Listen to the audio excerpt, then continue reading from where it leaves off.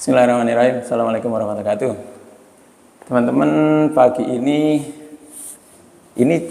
ceritanya saya ada di ruang HD hemodialisanya Karya Medika. Jadi ini tuh nganter guru kita, nganter ustadz kita untuk HD atau cuci darah. Ya qadarullah sih, dikasih cobaan gagal ginjal dan beberapa komplikasi sih. Yang awalnya dari diabetes ya, gula darah gitu. Cuma dibilang dibilang nggak ketahuan sih ya ketahuan, cuma mungkin kurang diperhatikan ya sama beliaunya. Kitanya juga nggak sadar. Jadi ya pesannya itu penting, maksudnya gini.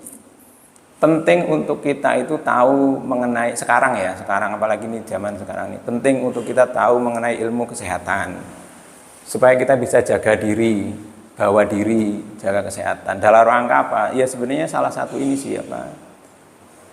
satu bentuk syukur kita itu menjaga kesehatan kita. Jadi jangan disia-siakan itu karunia dari Allah mengenai sehat. Ya bukan berarti kita mengkritisi guru kita. Beliau ini imam saya gitu, terus juga tempat saya setoran hafalan. Jadi dalam setiap huruf yang saya hafal, huruf ayat Quran yang saya hafal itu beliau insya Allah pahalanya ke situ. Dan beliau ini termasuk penghafal Quran, keluarganya Allah yang istilahnya sebelum kita memaafkan Allah itu sudah mengampuni dosanya gitu. Dan saya juga berkesempatan ngurusin beliau ini ya dalam rangka ngalap berkah. Nyari berkahnya ngerawat guru gitu. Jadi bukan mengkritisi, cuma ya jadi pengen pesan karena ini kerjaan saya di pabrik sebelumnya. Kerjaan saya di pabrik itu ngopeni karyawan. Jadi kita memperhatikan kesehatan karyawan, terus ada masalah apa dipanggil, di follow up, diajari begini, diajari begitu, dikasih tahu supaya begini, supaya begitu, supaya kualitas hidupnya itu terjaga. Kenapa? Karena kalau di tempat pabrik, di perusahaan gitu ya, saya sebagai HRD, saya bilang terus terang ke mereka, kamu kalau kehilangan produktivitas, kalau sama perusahaan, itu pasti dibuang.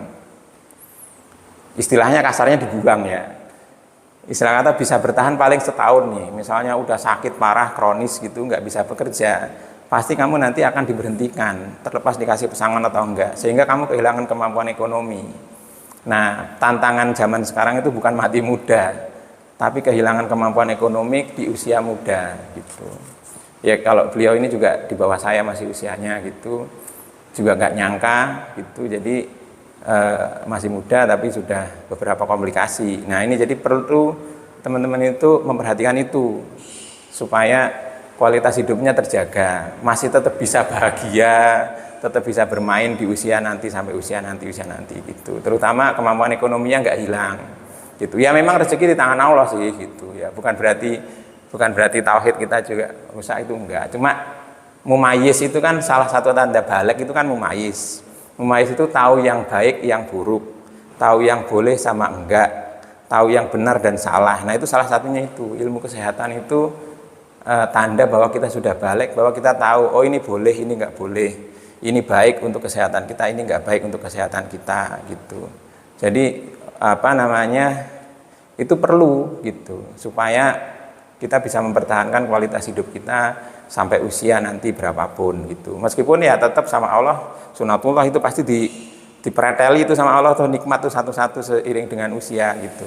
Cuma ikhtiar kita itu udah amal soleh tersendiri gitu. Ikhtiar kita jaga kesehatan itu udah amal soleh, udah dicatat. Terlepas nanti sama Allah dikasih sakit gitu. Jadi ini itu tetap satu amal tersendiri, tetap satu amal yang bagus.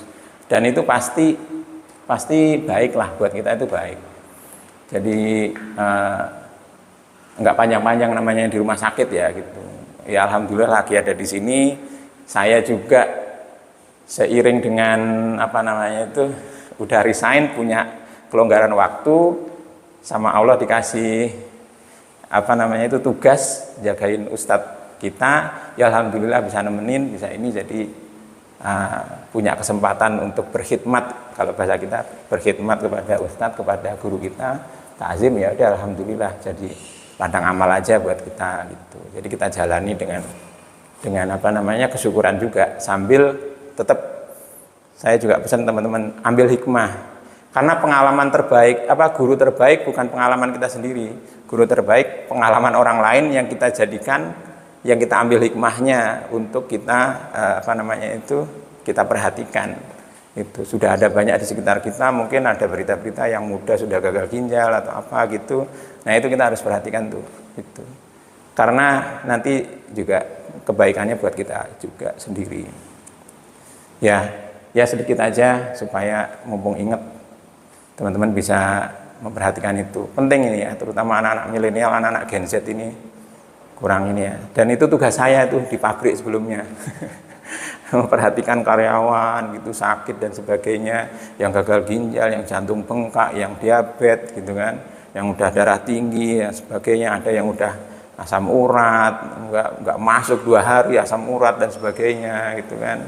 Nah itu jadi udah keseharian saya sebenarnya. Cuma bedanya kalau di pabrik udah banyak staff, udah ada leadernya, udah ada staffnya yang ngurusin gitu. Saya sih di level pengambilan keputusan, nyuruh ini, mempertimbangkan ini gitu.